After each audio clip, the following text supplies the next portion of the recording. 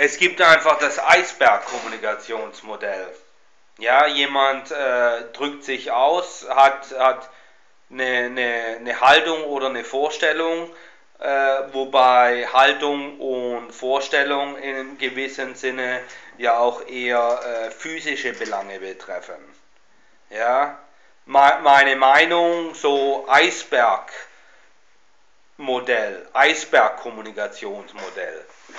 Ja, Eisbergkommunikationsmodell und wie ich das hier auch irgendwie präsentieren könnte. Leute verstehen einander nicht, ja, kommunizieren aneinander vorbei. Jemand trifft eine Aussage und dahinter verbirgt sich was ganz anderes oder jemand interpretiert das völlig falsch oder sieht völlig andere Dinge dahinter. Es gibt man nennt das Eisbergkommunikationsmodell.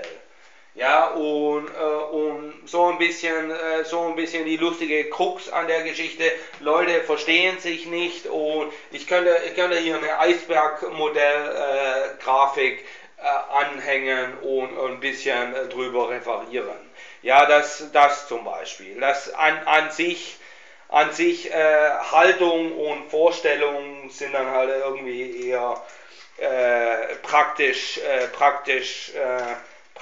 Dinge, so die Realität und Wirklichkeit, die synonym verwendet werden und sich aber nicht gleichen oder einander entsprechen.